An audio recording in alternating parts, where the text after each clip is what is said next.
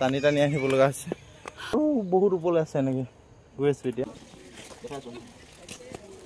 পূৰা টাপুক টাপুক পোনাইছে তেওঁলোকে শিলৰ মানে কিন্তু শুকাবতো লাগে শিলতহে আছে ন নমস্কাৰ সকলোকে মোৰ চেনেলৰ নতুন এটা ভিডিঅ'লৈ আপোনালোক সকলোকে স্বাগতম জনাইছো আৰু আজি ভিডিঅ'টো আৰম্ভ কৰি দিছো ভিডিঅ'টো শেষলৈকে চাব বুলি আশা কৰিলো আৰু এতিয়া আমি গৈ আছো অসম আৰু অৰুণাচল প্ৰদেশৰ চিয়াং আৰু ধেমাজি জিলাৰ সীমান্তৱৰ্তী অঞ্চল লিকাবালিত অৱস্থিত ঐতিহাসিক প্ৰসিদ্ধ মালিনী থানলৈ বুলি বহুদিনৰ পৰা আহিম ভাবি আছিলো কিন্তু আহিবলৈ সময় সুবিধা নিমিলিছিলে কিন্তু আজি বহুদিনৰ অন্তত আজি আহিবলৈ পাৰিলো আৰু তাত বহু বছৰ পুৰণি শিলৰ ধ্বংসাৱশেষ আছে বুলি জানিব পাৰিছো আৰু পুৰাতত্ত্ব বিভাগে খনন কাৰ্যত উদ্ধাৰ কৰি বহুতো শিলত খোদিত ভাস্কৰ্য উদ্ধাৰ কৰি সংৰক্ষণ কৰি ৰাখিছে তেন্তে বলকচোন যাওঁ আমিও চাওঁ আৰু আপোনালোককো দেখাওঁ এয়া আমি গৈ আছো মানিলী থানৰ ৰাস্তাত এই ওপৰৰ ফালেও যাব পাৰি এতিয়া আমি কিন্তু গৈ আছো তলৰ ফালেদি এয়া অসম আৰু অৰুণাচলৰ সীমান্তৱৰ্তী অঞ্চল চিৰাং জিলা পৰে বুলি গম পাইছো এয়া আমি পাই গলোহি মালিনী থান আৰ্কিঅলজিষ্ট চাইট এয়া হৈছে মালিনী থানৰ সন্মুখৰ ভাগ আৰু এই মালিনী থানখন এই অঞ্চলৰ আটাইতকৈ সুন্দৰ আৰু পবিত্ৰ স্থান আৰু এতিয়া আমি পাই গলোহি মালিনী থানৰ একেবাৰে কাষ চাপি আৰু ভিতৰলৈ সোমাই আপোনালোকক দেখাই যাম সকলোখিনি ভিডিঅ'টো শেষলৈকে চাব এফালে এতিয়া আমি সোমাবলৈ গৈ আছো টিকেট কাটিব লাগে টিকেট কাটি আনিলে আৰু এতিয়া আমি যাম আৰু প্ৰত্যেকজন মানুহৰ এটা টিকটত 30 rupees লয় বলক তেন্তে আমি এতিয়া মালিনী থানৰ ভিতৰলৈ যাওঁ ধুনীয়াকৈ ৰাখিছে পৰিৱেশটো বৰ ধুনীয়া ঠাণ্ডা আৰু এই থানখন 15 শতাব্দীত চুতীয়া ৰাজ্যৰ ৰজা লক্ষ্মীনাৰায়ণে নিৰ্মাণ কৰিছিল 1968 চনৰ পৰা 1971 চনৰ ভিতৰত খনন কাৰ্য কৰি বহু দেৱ-দেৱীৰ প্ৰতিমূৰ্তি উদ্ধাৰ কৰিছিল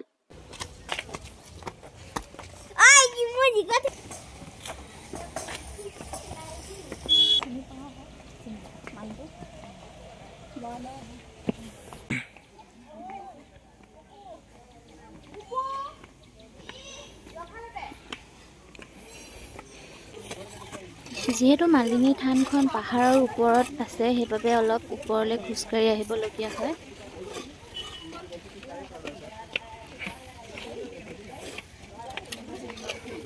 ভাল লাগিছে ভাল লাগিলে আমি বৰ্তমান পাই গলোহি আৰু মন্দিৰ ভাগৰ ওচৰত একেবাৰে পাহাৰৰ ওপৰত বহুখিনি ওপৰলৈ উঠিব লাগে এয়া হৈছে মন্দিৰ ভাগ আৰু এইফালে অকমান ভৰি হাত ধুই ল'বৰ কাৰণে ব্যৱস্থা কৰি দিছে আমি এতিয়া আছো অসম অৰুণাচল প্ৰদেশৰ চিয়াং আৰু ধেমাজি জিলাৰ সীমান্তৱৰ্তী অঞ্চল লিকাবালিত অৱস্থিত ঐতিহাসিক প্ৰসিদ্ধ মালিনী থানত আমি আপোনালোকক দেখাই আছো ইয়াত কি আছে বহু পুৰণি শিলৰ খোদিত কৰা দেৱ-দেৱীৰ প্ৰতিমূৰ্তি বিভিন্ন ধৰণৰ জীৱ-জন্তুৰ শিলত খোদিত কৰা প্ৰতিমূৰ্তি এয়া চাওক গ্ৰেনাইট শিলৰ এইবোৰ কাটিং কৰি কিছুমান এনেকে ষ্টেপ ৰাখিছে বহুত ধুনীয়াকৈ সাজি ৰাখিছে এইবোৰ চাইড শিলৰ ওপৰত শিল কাটি ধুনীয়া সমান কৰি ৰাখিছে এইবোৰ তলৰ ষ্টেপবোৰ গোটেইবোৰ শিল কাটি ৰাখিছে এইবোৰ গ্ৰেনাইট শিল বুলি জানিব পৰা গৈছে বৰ সুন্দৰকৈ ৰাখিছে আমি দেখাইছো এইবোৰ এটা খুঁটা বহুত ধুনীয়া সুন্দৰ এটা পিলাৰ এইফালে পৰিৱেশটো চাওক বহুত ধুনীয়া এইটো এতিয়া বৰ্তমান আমাৰ যুগত এইটো বনাইছে বহুত ধুনীয়াকৈ বনাইছে এইটো ষ্টেপ লিছে টাইলছ দি দিছে তলত কিন্তু পুৰণা যুগত এইটো আছিল ইমান ধুনীয়া শিলৰ অনলি শিল এয়া চাওক তলৰ ফ্ল'ৰটো বহুত ধুনীয়াকৈ শিল কাটি পাতলা কৰি পিনে ৰাখিছে ধুনীয়া সুন্দৰ এইটো এটা শিলৰ পিলাৰ ধুনীয়াকৈ ওপৰত শিল এটা ৰাখিছে মাজতে লোহৰ এটা ৰোড ভৰাই দিছে যাতে ওপৰ শিলটো পৰি নাযায় ইয়াতকৈ চাগে ওপৰত আৰু কিবা আছিলে চাগে এইটো এতিয়া ভাগি গ'ল দেখাই আছো এইবোৰ ফ্ল'ৰবোৰ চব পুৰণা শিলৰ আমি গৈ আছো আপোনালোকক দেখাই আছো পৰিৱেশটো সম্পূৰ্ণ পুৰণা শিলৰ কাটি কৰি ইয়াত ৰাখিছে পুৰাতত্ত্ব বিভাগে উদ্ধাৰ কৰি ভালেখিনি সংৰক্ষণ কৰি ৰাখিছে এইবোৰ চাওক ইমান ডাঙৰ খুঁটা পিলাৰ এইবোৰ দেৱ-দেৱী কিছু প্ৰতিমূৰ্তি ইয়াত খোদিত কৰি ৰাখিছে বৰ সুন্দৰকৈ এইফালে চাওক এইটো এটা গোল এটা চক্কৰ বৰা শিলৰ এটা কাটি দিছে ধুনীয়া এটা চক্ৰ চাই যাওক আপোনালোকে, দেখাই আছো মই সকলোবোৰ।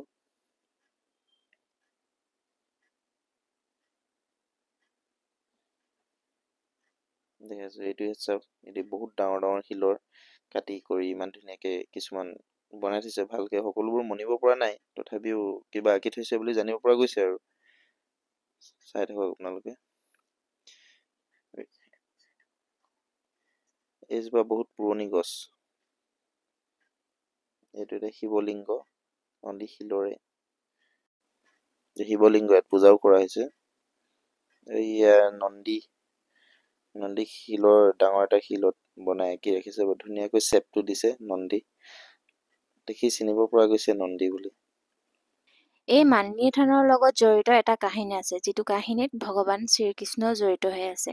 ভগৱান শ্ৰীকৃষ্ণই যেতিয়া কুণ্ডিল্য ৰাজ্য তথা এতিয়াৰ শদিয়া ৰজা ভীষ্মকৰ জীয়ৰী ৰুক্মিণীক হৰণ কৰি দ্বাৰকালৈ লৈ যাবলৈ আহিছিল, সেই সময়ত ৰুক্মিণীক শ্ৰীকৃষ্ণই হৰণ কৰি নিয়া দেখি ৰুক্মিণীৰ ককায়েক ৰুক্ম, তেওঁ শ্ৰীকৃষ্ণক পিছে পিছে খেদি আহিছিলে। খেদি আহি এই মালিনী থানৰ অলপ দূৰত, তাতে তেওঁলোকে দুয়োকে লগ পালে। লগ পাই পিনে ভীষণ যুদ্ধ হ'ল দুয়োৰ মাজত, শ্ৰীকৃষ্ণ আৰু ৰুক্মৰ মাজত যুদ্ধ হ'ল। যুদ্ধত ৰুক্ম পৰাজয় হ'ল। পৰাজয় হোৱাৰ পিছত ৰুক্ম গুচি গ'ল। যুদ্ধৰ শেষত শ্ৰীকৃষ্ণ আৰু ৰুক্মিণীয়ে এই মালিনী থানৰ অলপ ওপৰত জেগা এডোখৰ আছে, তাতে দুয়ো বিশ্ৰাম ললে এজোপা প্ৰকাণ্ড গছৰ তলত। শ্ৰীকৃষ্ণ অহা খবৰ পাই শিৱ আৰু দেৱী পাৰ্বতীয়ে শ্ৰীকৃষ্ণক লগ কৰিবৰ কাৰণে গৈছিল। আৰু তেতিয়া দেৱী পাৰ্বতীয়ে শ্ৰীকৃষ্ণক এডাল ফুলৰ মালা অৰ্পণ কৰিছিল। এই ফুলৰ মালাডাল বহুত ধুনীয়া আৰু বহুত সুগন্ধিত আছিল। এই ফুলৰ মালাডালত শ্ৰীকৃষ্ণই অত্যন্ত মন্ত্ৰমুগ্ধ হৈ শ্ৰীকৃষ্ণই দেৱী পাৰ্বতীক মালিনী নামেৰে সম্বোধন কৰিছিল। আৰু তেতিয়াৰ পৰাই এই মন্দিৰ ভাগৰ নাম মালিনী নামে পৰিচিত হ'ল আৰু বৰ্তমান যি মালিনী থান ৰূপে জনাজাত। আৰু এতিয়া আমি পিছফালে গৈ আছো, কি কিনো আছে চাওঁগৈ, আপোনালোককো দেখাই থাকিম।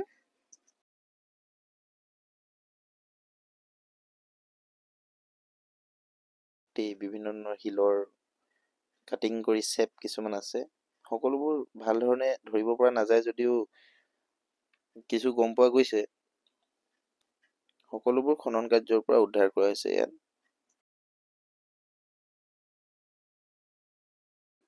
এই সকলোবোৰ পুৰাতত্ব বিভাগে খনন কাৰ্য কৰি ইয়াত সংৰক্ষণ কৰি ৰাখিছে।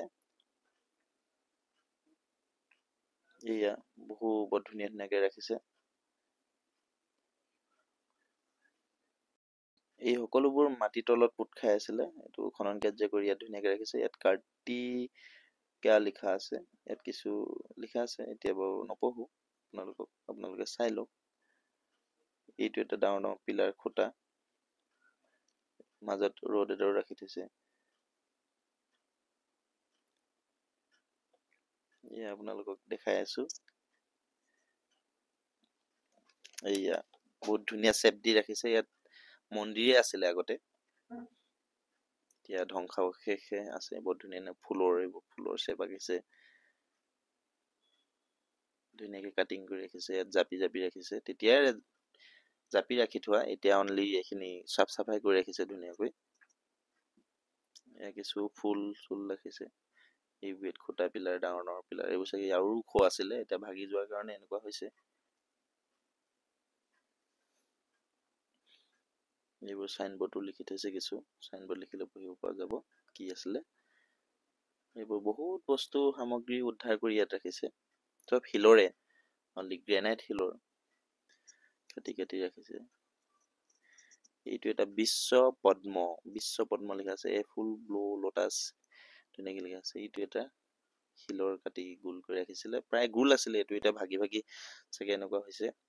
এইটো জানিব পৰা মতে ৰুমৰ মাজত থাকে, ওপৰত থাকে।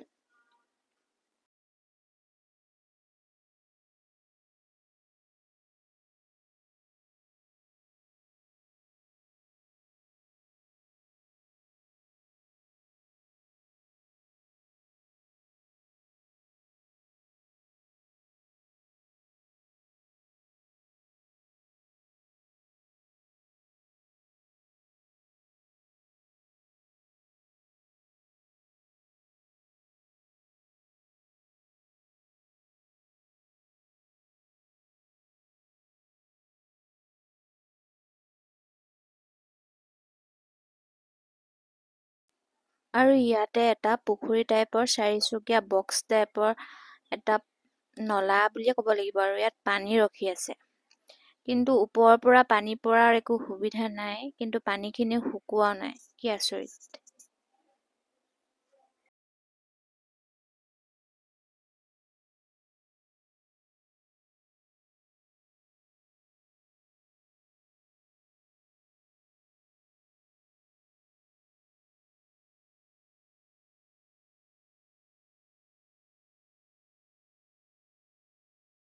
এই শিলসমূহ চাওকচোন, ইমান ধুনীয়াকে খান্দি উলিয়াই পিনে ইমান ধুনীয়াকে থৈ দিছে।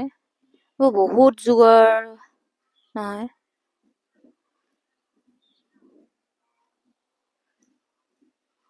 ধুনীয়াকে ৰাখিছে কিন্তু সকলোখিনি।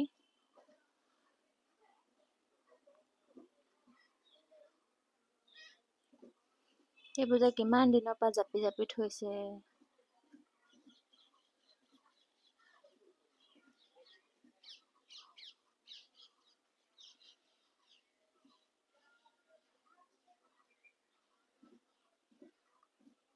কিমান বছৰ পুৰণি।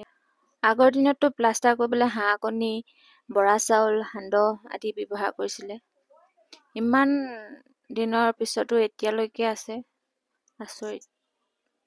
আগৰ দিনৰ মানে যিবোৰ নিৰ্মাণ হৈছিলে সকলোখিনি আপুৰুগীয়া। আৰু এইফালে মিউজিয়াম আছে বুলি কৈছে, এইফালে যাওঁ বুলি ওলাইছো। এইফালে পাহাৰ বগাই যাব লাগিব এতিয়া।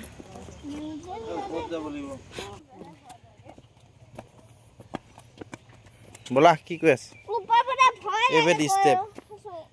এইবোৰ বহুত আগৰ দিনত আমি জন্মই হোৱা নাছিলো। ঐ দেউতাহঁতে জন্ম হোৱা নাছিলে, বুজিছে নাই? কেনেকে মানে হিল দি দি ষ্টেপ বনাইছিলে দেখিছে নাই আগতে? হে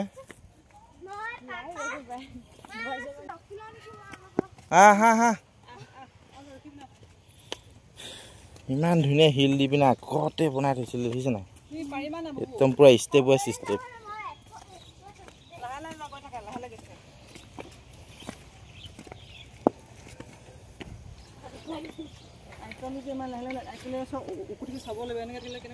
নখ মাৰি চাব লাগিব।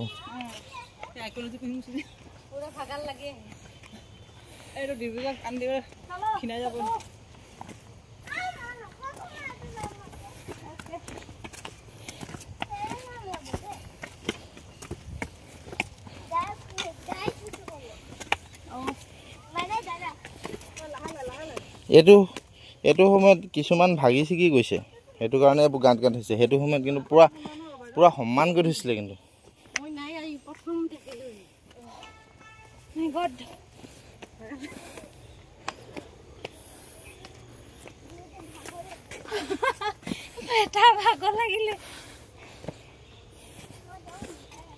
কেনেকে ইমান ওপৰত গৈছে পোৱালি?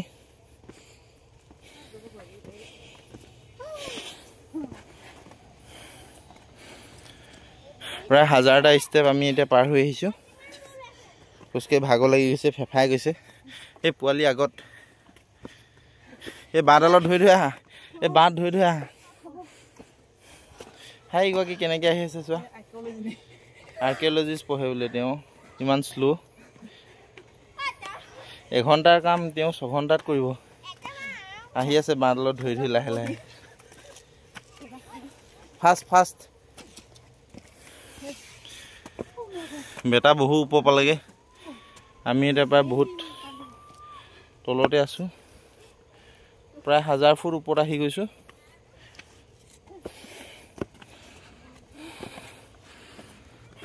পুৰা টাপুক পোনাইছে তেওঁলোকে। পুৰা থিয় কৰা আপোনালোকে দেখিছেনে? পুৰা থিয়। এয়া গৈ আছোঁ মই।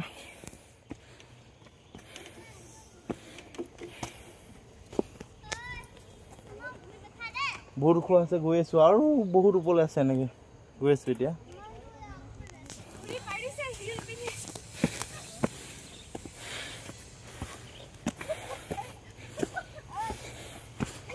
বাঁহডালত ধৰি যোৱা।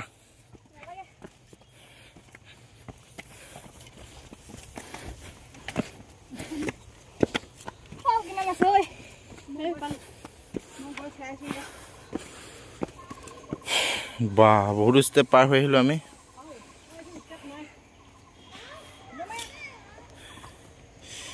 কি নৈছে আহিবলৈ ভাগৰিছে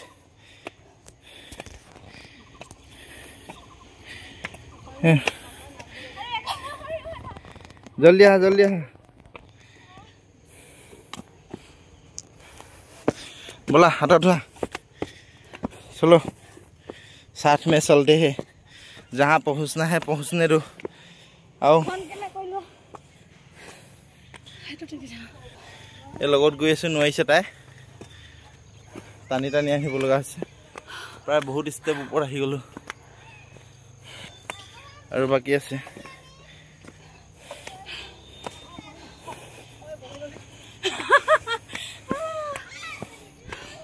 সেইগৰাকী নোৱাৰিছে আহিবলৈ জলদি আহা